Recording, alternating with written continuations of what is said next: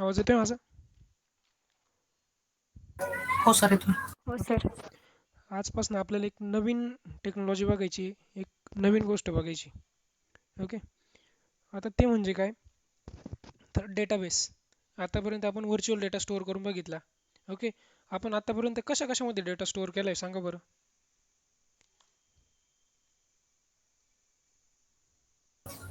Variable मध्ये, array मध्ये.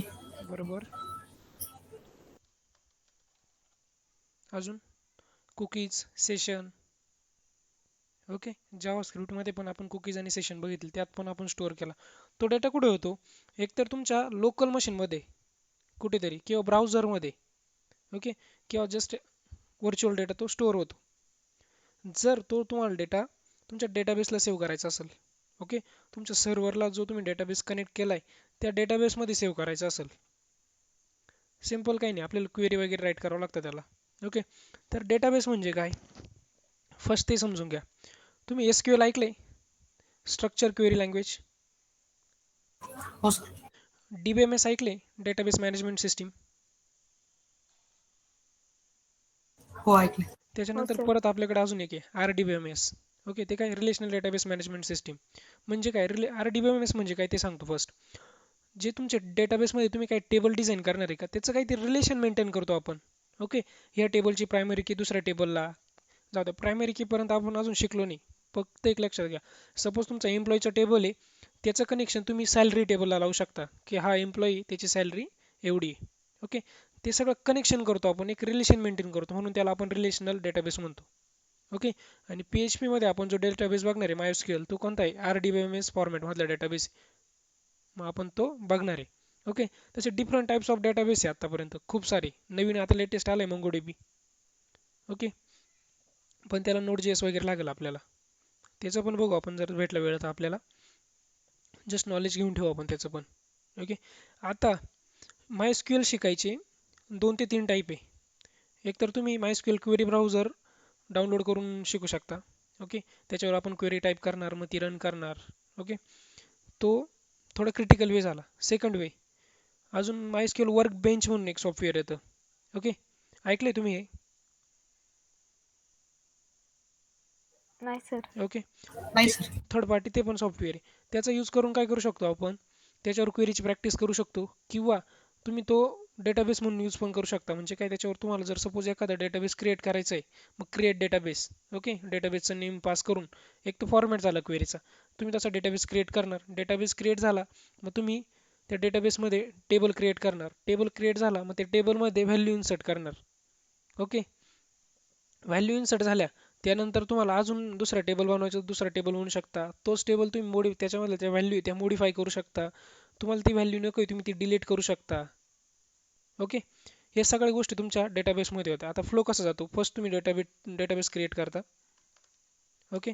त्यानंतर काय करता? टेबल क्रिएट करता. मग इन्सर्ट करता.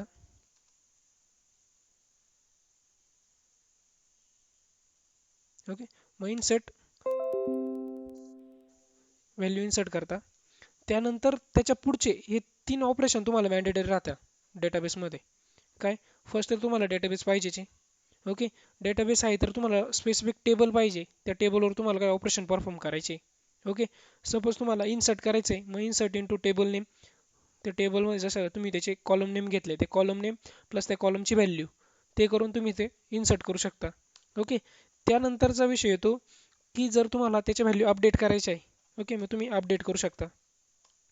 ओके.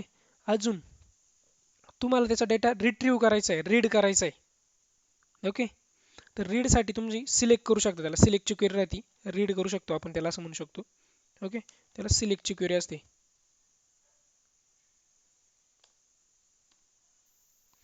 तोच डेटा तुम्ही रीड वगैरे करून झाले, तुम्हाला जर तो डिलीट करायचा असेल, मग तुम्हाला त्याच्यासाठी डिलीटची क्वेरी असते. ओके. हे फर्दर ऑपरेशन झाले. पण इथपर्यंत या 3 स्टेप तुम्हाला मॅन्डेटरी. कोणत्या? डेटाबेस क्रिएट करणं, टेबल क्रिएट करणं, त्या टेबलमध्ये व्हॅल्यू इन्सर्ट करणं. ओके. खूप इझिएस्ट आहे PHP मध्ये MySQL शिकणं. कारण त्यांनी PHP वाल्यांनी आपल्याला PHP माय ॲडमिन दिलंय. ओके. सगळं काही त्यातच होतं आपलं. पण मग क्वेरीज वगैरे माहीत असणं ते पण इम्पॉर्टंट आहे. कारण आपण भरपूर ठिकाणी क्वेरीजच यूज करतो, प्रत्येक वेळेस मॅन्युअल जाऊन डेटा ॲड करणार नाही PHP माय ॲडमिन मध्ये. ओके, हा फ्लो आला लक्षात तुमच्या. मी आता तुम्हाला PHP माय ॲडमिन पण दाखवतो. डेटाबेसचा फ्लो आला हो लक्षात. सर. ओके, आता मी काय करतो, जस्ट आपण आता PHP माय ॲडमिन ओपन करू. ओके, localhost/php माय ॲडमिन जे आपलं झॅम्प सर्व्हर आहे. कोणी वॅम्प यूज करत असाल त्यांचं वॅम्पमध्ये पण PHP माय ॲडमिन असणारच. ओके, पण ते स्टार्ट करण्याआधी तुम्हाला इथं MySQL पण स्टार्ट करून घ्यायचं. ओके, जस्ट PHPच्या कोडसाठी, स्टॅटिक कोडसाठी तुम्ही Apache सर्व्हर जरी स्टार्ट केलं तरी होणार आहे. पण जर तोच डेटा तुमचा MySQLचा असेल तर तुम्हाला हे दोन्ही पण स्टार्ट करणं गरजेचं आहे. ओके, आता हा जो डिस्प्ले दिसतोय तुमच्या समोर स्क्रीन, त्याला तुम्ही म्हणता PHP माय ॲडमिनचा डॅशबोर्ड. ओके, आता फर्स्ट स्टेप काय होती आपली, जाऊ फर्स्ट स्टेपकडे जाण्याआधी मी तुम्हाला सांगतो, या साईटला जो डेटा दिसतोय तुम्हाला, ऑल PHP ट्रिक्स, अंजनगिरी, अर्पण, BB24/7, बिलिंग, ओके, हे सगळे तुमचे डेटाबेस आहे. ओके, जेवढे डेटाबेस तुम्ही बनवणार ते सगळे डेटाबेस तुमचे इथे दिसणार आहे. ओके, त्याच्यानंतर या साईटला याच्यावरतीच क्लिक केल्यानंतर तो व्ह्यू तुमचा इथं लोड होतो. ओके, वरती तुम्हाला मेनू बार दिलेला आहे. Database, SQL, status, user account, export, import, setting करू शकता, रिप्लिकेशन करायचं तर करू शकता. PHP याच्यामध्ये व्हेरिएबल्स पण एक गोष्ट आहे, ते पण करू शकता तुम्ही. ओके, आता जसं आपण पुढे पुढे जाऊ तसं या सगळ्या गोष्टी आपल्याला एक एक गरजेच्या येणार आहे.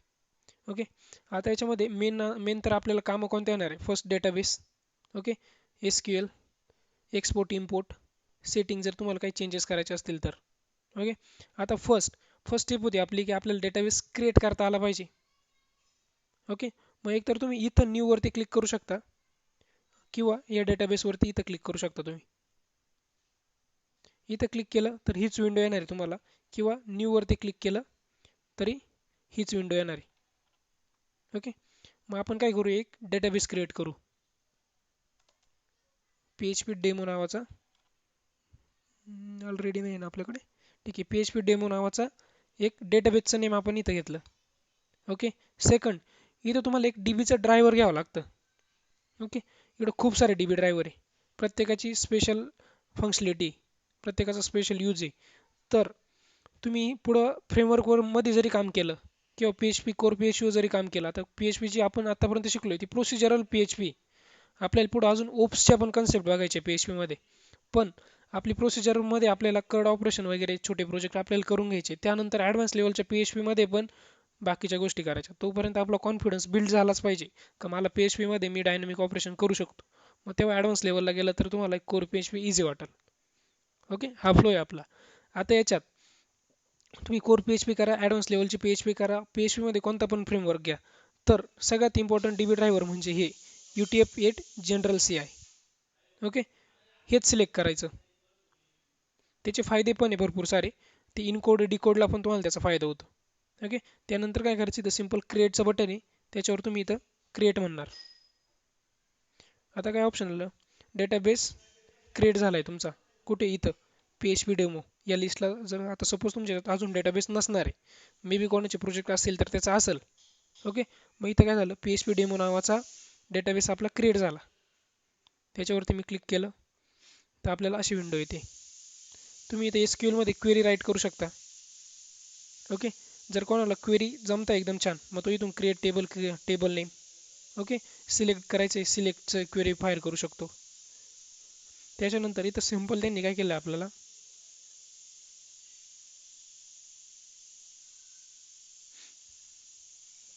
पूर्ण फॉर्मॅट दिलेला आहे. काय की तुम्हाला जो आता तुम्ही डेटाबेस क्रिएट केला आहे तर तुम्हाला एक टेबल क्रिएट करावं लागेल. ओके, मग आपण इथं सपोज एक एम्प्लॉई नावाचा, आता डेटाबेस क्रिएट करतानाच पण लक्षात घ्या, जस्ट डेमोसाठी मी सांगतो, पण तुम्हाला एक ॲडव्हान्स लेवलची ट्रिक्स पण सांगून देतो. आवाज येतोय माझा? हो सर. ओके, आता डेटाबेस सर. खूप इम्पॉर्टंट गोष्ट कधी आहे, हे सिम्पल तुम्ही कड ऑपरेशन तर करू शकता PHP थ्रू. कोणते डेटाबेस क्रिएट करणं, रीड करणं, रिट्राईव्ह करणं, delete, modify, alter table. Okay, ते सगळ्या तुम्ही बारीक बारीक गोष्टी झाल्या. मेन गोष्टी की तुम्हाला डेटाबेस डिझाईन आली पाहिजे. ओके, एवढ्या मोठ्या मोठ्या सिस्टीम आहे, त्यांचा डेटाबेस कसा डिझाईन करता. ओके. त्याच्यासाठी त्यांनी स्पेशल डेटाबेस ॲडमिनिस्ट्रेटरची त्यांची टीम असते, त्या टीम थ्रू ते करता. पण आपल्याकडे आता सपोज ई कॉमर्सचा डेटाबेस आला, ओके, ई कॉमर्सची वेबसाईट बनवायला आली, मग त्याचा पण आपल्याला डेटाबेस बनवावा लागेल. फर्स्ट तर आपल्याला त्याच्यात रोल किती येणार ते बघून घ्यायची. ओके. ॲडमिन येणार, युजर येणार, सप्लायर येणार, परत शिपमेंटवाला येणार, प्राइस सेक्शन येणार, भरपूर सारे तुम्हाला टेबल क्रिएट करावं लागतात त्यात. ओके. मग त्यांचं रिलेशन मेंटेन करता आलं पाहिजे.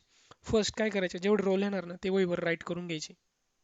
किंवा आपण खूपच मास्टर आहे आपल्या ब्रेनमध्ये, ते पूर्ण डेटा आपण स्टोअर करू शकतो 5 मिनिटात जेवढा पाहिजे तेवढा, तर ठेवलं तरी चालेल. पण मग मी सांगतो, वहीवरती व्यवस्थित ड्रॉ करून घ्यायचं ते त्याचा फ्लो, की एवढे रोल आहे. सपोज सिम्पल तुम्हाला एक एम्प्लॉई पोर्टल बनवायचे, एम्प्लॉई आणि त्याची सॅलरी, मग तुमच्याकडे दोनच टेबल येतात, एम्प्लॉईचं एक आणि सॅलरीचं एक. ओके. आणि अजून जर एक्स्ट्रा घ्यायचं तर कंपनीचा, असे 3 टेबल तुम्हाला घ्यावं लागतील. ते तिघांचं रिलेशन काय येणार आहे. मग त्याच्यामध्ये मास्टर टेबल असतो एक. आता मास्टर टेबल म्हणजे काय, असा काही म्हणजे माय एस क्यू एल किंवा माय एस क्यू एलमध्ये त्यांनी कुठे राईट करून दिलं नाही की तुम्हाला मास्टर टेबल बनवावाच लागतो. तो आपल्या अंडरस्टँडिंगसाठी आपल्याला बनवायचा आहे. ओके. सपोज एम्प्लॉई आहे, ओके, एम्प्लॉई हा झाला मास्टर, आणि एम्प्लॉई सॅलरी हा त्याचा सब टेबल राहतो. ओके. मग जो मेन टेबल आहे त्याला स्टार्ट करताना असं राईट करायचं, MST प्लस जे तुमचं प्रोजेक्टचं नाव आहे ते देऊ शकता. सपोज आपण डेमो घेतलं, मग डेमो अंडरस्कोर एम्प्लॉई अशा नावाचं तुमचं टेबल राहील. ओके. आता ही खूप पुढची गोष्ट झाली, पण लक्षात राहू द्या. फर्स्ट तर तुम्हाला रोल बघून घ्यायचे की किती रोल येणार आहे, मग त्यांचं रिलेशन मी मेंटेन कसं करणार आहे ते. ओके. मग मास्टर जे टेबल असणार आहे त्याला MST पासून सुरुवात करायची, आणि जे असे सिंपल टेबल आहे त्याला डायरेक्टली नेम दिलं तरी चालतं. किंवा जे प्रोजेक्ट नेम आहे तुमचं, सपोज डेमो आहे ना, मग डेमो अंडरस्कोर एम्प्लॉई असं पण तुम्ही देऊ शकता तुमच्या टेबलला नाव. ओके. अजून एक इम्पॉर्टंट गोष्ट, का टेबल क्रिएट तर करू शकतो आपण इथं इझिली, त्याच्यानंतर तुम्हाला डेटाबेस पण माहीत पाहिजे. सॉरी, डेटाबेस नाही, डेटा टाईप्स पण माहीत पाहिजे. आता जे डेटा टाईप्स आपण जावा स्क्रिप्ट PHP मध्ये बघितले ते आणि इकडं सेम आहे. आता सेम म्हणजे कसे काय सर, तिकडं तर आपण 4 ते 5च बघितले, इकडं खूप सारे. ओके. पण मेन तर 4च आहे ना आपले. का तुम्हाला न्यूमेरिक व्हॅल्यू कशात स्टोअर करायची ती माहिती पाहिजे. न्यूमेरिक व्हॅल्यू कशात स्टोअर करणार तुम्ही, इंटिजर. स्ट्रिंग व्हॅल्यू तुम्ही कशात स्टोअर करणार आहे, स्ट्रिंग. व्याख्या. व्हॅरकॅर. याच्यामध्ये व्हॅरकॅर आहे आणि कॅरेक्टर आहे, व्यारके. टेक्स्ट आहे. मी तुम्हाला सगळं दाखवलं ते. ओके.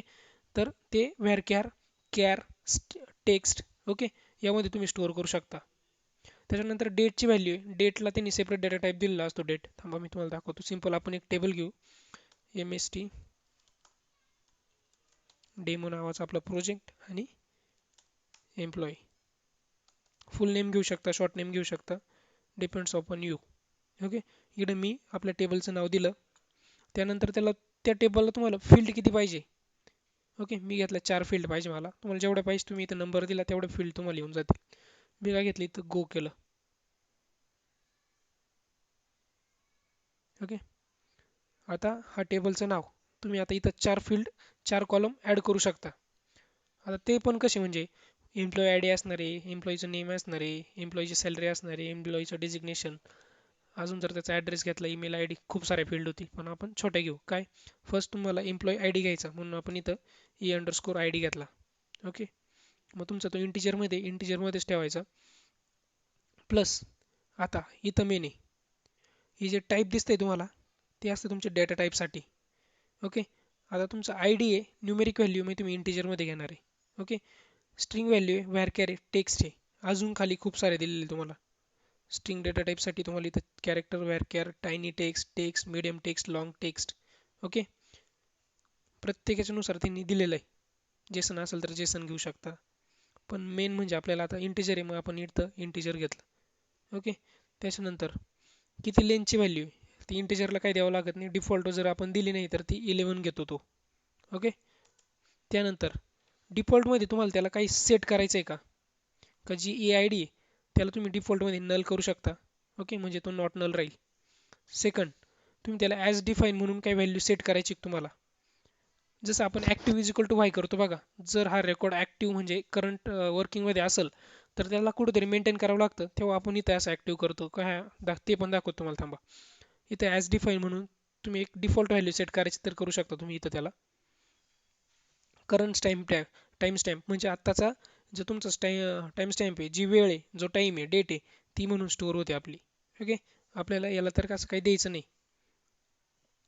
त्यानंतर कलेक्शनमध्ये इथं पण याचे ड्रायव्हर आहे, पण हे काय आपण यूज करत नाही. ओके, यात पण ते ड्रायव्हर आहे का चेक करू आपण.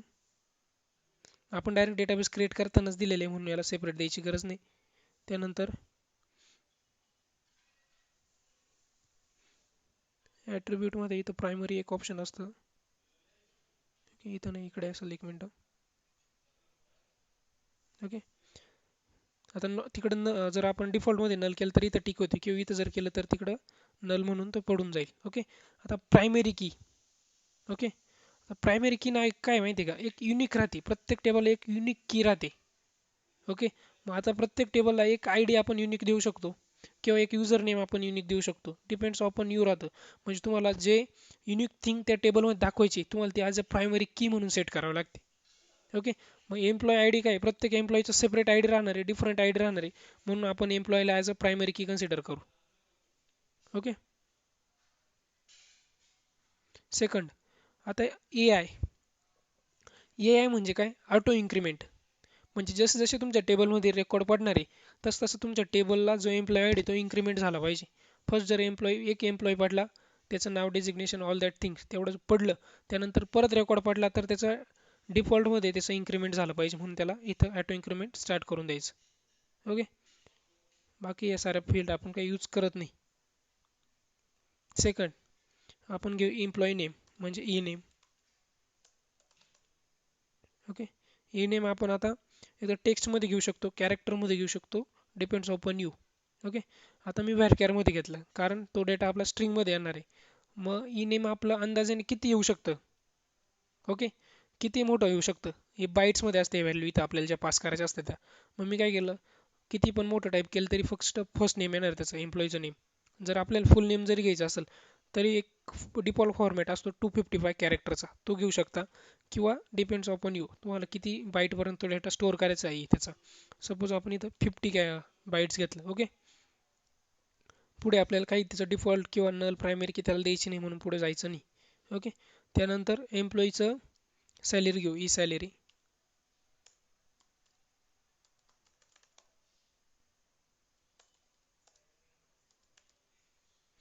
ओके, ती तुम्ही इंटिजरमध्ये घेऊ शकता, स्ट्रिंगमध्ये घेतली तरी नो इश्यू, कारण त्यांनी जर टाईप करून टाकली तर तुम्हाला स्ट्रिंगमध्ये घ्यावं लागेल. असं काही नाही का कॅरेक्टरमध्ये तुमचा डेटा, न्यूमरिकचा डेटा कॅरेक्टरमध्ये पडणार नाही.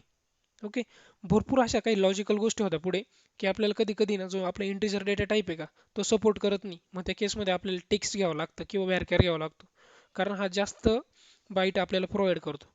ओके, तुम्ही ही सॅलरी इंटिजरमध्ये घेऊ शकता, डिपेंड्स तुमच्यावरती, पण मग आपण व्हॅरकॅर घेऊ. एवढी नाही लागणार कारण एवढी मोठी सॅलरी नसेल त्या एम्प्लॉईला. त्यानंतर लास्ट एखादी आपण फील्ड घेऊन टाकू, ई ॲड्रेस. ॲड्रेस पण आपला कॅरेक्टरमध्ये स्ट्रिंगमध्ये येणार आहे, मग तो स्ट्रिंगमध्ये. ठीक आहे, जस्ट आपण काय केलं, आता डेटा फिल करून घेतला. तुम्हाला जर कॉलम वाढवायचा आहे, इथून तुम्ही गो म्हणू शकता, एक कॉलम अजून वाढेल. ओके, इथं खाली टेबलला तुम्ही कमेंट्स देऊ शकता की हा टेबल कशासाठीच आहे तुमचा. ओके, त्यानंतर मी काय करतो, सिम्पल स्क्रीन दिसते सगळ्यांना. हो सर. हो सर. इथपर्यंत लक्षात आलं. आपण आता एक काय केलं, एक टेबल क्रिएट केला आहे, त्यामध्ये डेटा म्हणजे टेबलला जस्ट कॉलम सेट केले. ओके, एम्प्लॉय आय डीचा, एम्प्लॉई नेम, त्याची सॅलरी, त्याचा ॲड्रेस. ओके, एवढा डेटा भरून झाला तुमचा. तुम्हाला सिम्पली इथं काय करायचं, सेव्ह करायचं. त्यानंतर मी आता सेव्ह केलं, आपली रिक्वेस्ट प्रोसेस होते. आपलं काय झालं, एक कॉलम तयार झाला, म्हणजे एक टेबल तयार झाला. एम्प्लॉई, त्या टेबलचं नाव इथे येऊन जाईल. ब्राउजवरती क्लिक केलं आपण. ओके, आपला टेबल कोणता तयार झाला, MST डेमो एम्प्लॉई. ओके, तुम्ही त्याला सिलेक्ट केलं तर तो या टाईपचा रिझल्ट आपल्याला रिटर्न करणार आहे. ओके, कोणता, आता MT म्हणून MT आला. तोच तुम्हाला त्या टेबलमध्ये काय डेटा इन्सर्ट करायचा आहे. ओके, तर तुम्हाला सिम्पल इथं काय इन्सर्ट म्हणून दिलेलं आहे. तुम्ही जाणार इन्सर्टवरती, इथं त्याची व्हॅल्यू देणार फर्स्ट एम्प्लॉईचं नेम मे बी आपण देऊ जॉन. ओके, त्याची सॅलरी 50,000, त्याचा ॲड्रेस नाशिक. ओके, अजून डेटा भरायचा तुम्ही इथं खाली भरू शकता, पण आपल्याला ते एकाच रोमध्ये डेटा भरायचा होता. आपण काय केलं, गो म्हटलो त्याला. तर क्वेरी काय फायर झाली लक्षात घ्या, इन्सर्ट इन टू. ओके, इथं टेबल नेम, हा आपला टेबल नेम. त्याच्यानंतर तुम्हाला कोणत्या कोणत्या कॉलममध्ये डेटा टाकायचा आहे. मग आपल्याला ई आय डीमध्ये टाकायचा आहे, ई नेममध्ये टाकायचं आहे, ई सॅलरीमध्ये टाकायचं आहे, ई ॲड्रेसमध्ये टाकायचं आहे. आता याचा सिंटॅक्स पण बघून घ्या. ही सिंगल कोट किंवा बॅकटिक तुम्ही यूज करू शकता. ई आय डी झाला, सिंगल कोटमध्ये घ्या, बॅकटिकमध्ये घ्या, त्याच्यानंतर कोमा. ई नेम जेवढं फील्ड आहे तेवढं इथपर्यंत तुम्ही टाकून घेणार आहे. ओके, त्यानंतर या कॉलमच्या व्हॅल्यूज काय म्हणून तुम्हाला इथं एक कीवर्ड द्यावा लागतो, व्हॅल्यूज. ओके, मग त्याची व्हॅल्यूज ई आय डीची 1 आहे. ओके, जे पण तुमचं एम्प्लॉईचं नाव आहे ते जॉन आहे. ते एम्प्लॉईची सॅलरी 50,000 आणि त्याचा ॲड्रेस आहे नाशिक. ओके, तर तुम्ही इथं डेटा इन्सर्ट केला. आता मला तो डेटा बघायचा आहे, तर सिंपल तुम्ही इथंच क्वेरीमध्ये सिलेक्ट स्टार फ्रॉम ते टेबलचं नाव पास करू शकता. ओके, किंवा तुम्ही इथं ब्राउज करू शकता. हे ब्राउजवर तुम्ही क्लिक केलं तर तुम्ही तिथं डिफॉल्टमध्ये तुमची क्वेरी फायर होते, सिलेक्ट स्टार फ्रॉम तुमचं टेबल नेम. मग त्या टेबलमध्ये जेवढा डेटा आहे तो डेटा तुम्हाला इथं डिस्प्ले होतो. हे बघा. ओके, इथंच तुम्ही त्याला त्याची सॅलरी वाढवायची, त्याच्यावर डबल क्लिक केलं मी, सिंपल 1 0 वाढवला, कट केलं, तर इथं खाली अपडेटची क्वेरी फायर झाली. ओके, म्हणजे तुम्हाला इथंच क्वेरी पण लक्षात येणार का क्वेरी कोणत्या टाईपचा राहता. पण जेव्हा आपण PHP मध्ये काम करणार आहे तेव्हा या सगळ्या गोष्टी तुम्हाला मॅन्युअली टाईप करून द्यावा लागणार आहे, कारण प्रत्येक वेळेस काही तो आपला जो युजर आहे तो इथे येऊन टाईप करून नाही देणार आहे. ओके, पण इथं तुम्हाला एक लक्षात येईल काही सिंपल आहे, तुम्ही डेटाबेस क्रिएशन इथून एकदम सिंपल पद्धतीने करू शकता. ओके, डमी रेकॉर्ड टेस्टिंगसाठी टाकायचं तर तुम्ही इथून इन्सर्ट करू शकता. मॅन्युअली जर करायचं असेल तुम्ही इथून करू शकता या PHP माय ॲडमिन मधनं. ओके, मी अपडेट पण केलं. त्यानंतर तुम्हाला अजून रेकॉर्ड इन्सर्ट करायचे तुम्ही इन्सर्ट करू शकता. फेच करायचं तर तुम्ही सिंपल त्याला फेच पण करू शकता. आता सिंपल आपली क्वेरी आलीच, मला पूर्ण डेटा डिस्प्ले करायचा आहे म्हणून काय घेतो आपण इथं स्टार. जर तुम्हाला एकच फील्ड डिस्प्ले करायचं असेल तर सिलेक्ट त्या फील्डचं नाव फ्रॉम टेबल नेम द्यायचं, तुम्हाला तो डेटा डिस्प्ले होऊन जाईल. मी काय केलं, ते टेबलचा डेटा पाहिजे म्हणून इथं मी टेबल डिस्प्ले करून घेतला. आणि लोड घेऊ नका, आपलं जस्ट फर्स्ट इंट्रोडक्शनचं लेक्चर आहे, मी तुम्हाला क्वेरीज वगैरे प्रत्येक गोष्ट शिकवणार आहे. ओके, तर ह्या वेनी तुम्ही PHP माय ॲडमिन हँडल करू शकता. आलं लक्षात. हो सर. आता हो हे झालं सर. तुमच्या PHP माय ॲडमिन विषयी. आता हेच तुम्हाला PHP सोबत कनेक्ट करावं लागतं. मग कनेक्ट करताना त्याला काही पॅरामीटर पास करावं लागतं. एक त्याचा युजर, डेटाबेसचं नाव, त्याचं होस्ट कोणती आहे, लोकल होस्ट आहे का सर्व्हरला असेल तर तुम्हाला त्याचा IP पास करावा लागतो. ओके, या सगळ्या गोष्टी असतात, त्या पुढे बघू आपण PHP आणि MySQLचं कनेक्शन करणार आहे तेव्हा. फर्स्ट आपलं MySQL थोडंफार आपल्याला व्यवस्थित जमलं पाहिजे की ॲक्च्युअलमध्ये टेबल म्हणजे काय, त्या टेबलमध्ये डेटा इन्सर्ट करण्यासाठी कोणत्या टाईपची क्वेरी करावं लागते. इन्सर्ट करायची तर इन्सर्टची, डेटा डिस्प्ले करायचा आहे तर सिलेक्टची, डिलीट करायची तर डिलीटची. ओके, काही नेम वगैरे चेंज करायचं असेल तुमच्या कॉलमचा तर अल्टरची, मॉडिफाय करायचं डेटा तर अपडेटची. ओके, या सगळ्या क्वेरी तो आपण बघणारच पुढे. आता फर्स्ट इंट्रोडक्शन लेक्चरला तुम्हाला एवढं कळलं आज झालेलं. हो सर. आता सिंपल गोष्ट करायची आज, हो सर. काय का PHP ॲडमिन ओपन करायचं आणि 10 टेबल बनवायचे, मोठे मोठे टेबल बनवायचे. ते डिलीट करून बघायचं. डिलीट केल्यानंतर इथं ज्या क्वेरी येतात नाही का, त्या क्वेरी राईट करून ठेवायच्या डिलीटच्या. अपडेट करून बघितलं, मग अपडेटची काय क्वेरी ती क्वेरी राईट करून ठेवायची. तुम्ही टेक्निकल फील्डचे आपण सगळे, मग तुम्ही नोटपॅड प्लस प्लसचा पण यूज करू शकता की ती क्वेरी तुम्ही इथं स्टोअर करून घेणार आहे. सपोज आपला डेटाबेस आहे या टाईपमध्ये करायचे, तुम्हाला या असाइनमेंट प्रत्येकाने करायची म्हणजे करायची. ओके, तुम्ही फ्रेंडली झाली पाहिजे PHP ॲडमिनमध्ये. जस्ट हा मोठा याच्या मागचा तुम्ही इथं डेटाबेस नेम देणार आहे का तुमचा डेटाबेस कोणता आहे. ओके, सपोज इथं तुमचा डेटाबेस असला डेमो नावाचा, मग तो तुम्ही असं नेम इथं टाईप करणार डेमो. ओके. मग सिलेक्ट स्टार करून त्याच्यामध्ये आधी फर्स्ट डेटा वगैरे इन्सर्ट करून घ्या. मग तुम्ही त्याला डिस्प्ले केल्यानंतर तुमची सिलेक्टची क्वेरी इथं टाईप करून द्यायची. जी राहील तिथं कॉपी पेस्ट करून इथं पेस्ट करून द्या. मॉडिफायची क्वेरी पेस्ट करून द्या. डिलीटची क्वेरी पेस्ट करून द्या. ओके. या सगळ्या गोष्टी तुम्हाला करायच्या आहे. एक टेक्स्ट फाईलच म्हणून टेक्स्ट फाईल त्यामध्ये प्रत्येकाने ती ग्रुपवर मला टाकायची. ओके. मोजून 5 मिनिटाची टास्क आहे. पेशवा ॲडमिन ओपन केलं, इथं न्यूवर क्लिक केलं, डेटाबेस घेणार. त्याच्यानंतर UTF-8 जनरल CI. ओके. ते चॉईस करणार. त्यानंतर तुमचा डेटाबेस क्रिएट होणार, टेबल क्रिएट करणार, टेबलमध्ये व्हॅल्यू इथून मॅन्युअलीच टाकणार तुम्ही. ओके. आपण अजून क्वेरी बघितलेली नाही. त्याच्यानंतर डिलीट करायचं. डिलीटला सुद्धा इथं डायरेक्ट ऑप्शन तुम्हाला इथून मी डिलीट केलं. डिलीटची क्वेरी आपली फायर होऊन जाणार. ओके. आपली व्हॅल्यू डिलीट होऊन गेली पण क्वेरी आपली इथं वरती आली नाही.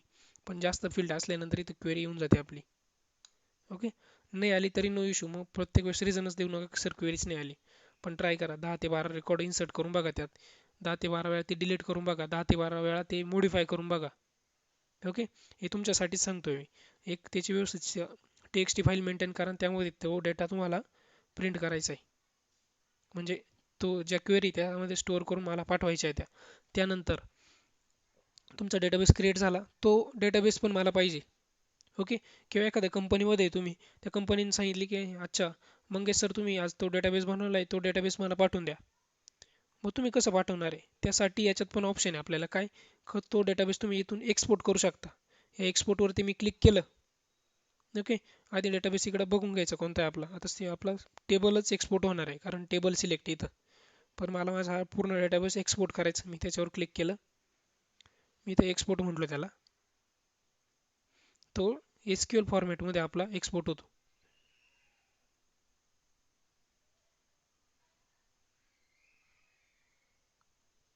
मी सिंपल त्याला काय म्हणतो गो. ओके. तर मग तुमचा जो डेटाबेस आहे तो डेटाबेस इथं एक्सपोर्ट झाला आणि तो डाउनलोड पण झाला. ओके. सिंपल ही फाईल तुम्ही देऊन टाकणार. आता मी त्या फाईलला ओपन केलं. त्यामध्ये तुमच्या सगळ्या क्वेरी तुमच्या जेवढ्या झालेल्या आहेत त्या सगळ्या क्वेरी तुमच्या स्टोअर आहे. ओके. काय काय क्रिएट टेबल त्याची प्रायमरी की वगैरे. आता जस्ट आपला टेबल क्रिएटेड आहे म्हणून तो क्रिएटचीच क्वेरी. ओके. त्याच्यानंतर आपण मॉडिफाय केला होता ती मॉडिफिकेशनची इथे क्वेरी. हे लक्षात. तर या पद्धतीने तुम्ही जेवढं आजच्या लेक्चरला झालंय तेवढं याची व्यवस्थित प्रॅक्टिस करून एक टेक्स्ट फाईल बनवायची. त्यामध्ये त्या क्वेरी स्टोअर करायच्या म्हणजे त्यात राईट करून ठेवा त्या. त्यानंतर त्या रीड पण करा आणि मला पण पाठवा. होईल पॉसिबल तुमच्याकडनं? हो सर. एव्हरीवन. सर. नसेल टाईम कोणाला तर एक दिवस घ्या. ओके. पण मग ते करा. त्याच्यानंतर आपण आता उद्याच्या लेक्चरपासून ॲक्च्युअल MySQLच्या डेव्हलपमेंटला स्टार्ट करू. ओके. So bye. समजलंय का? कोणाला काही डाऊट असेल विचारून घ्या मला.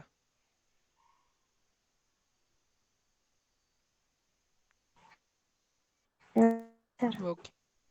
तर याची व्यवस्थित प्रॅक्टिस करा. मी वाटलंच तर हा व्हिडिओ अपलोड करून लिंक तिथूनच घेऊन टाका तुम्ही YouTube चॅनलवरूनच. ओके. चलो बाय.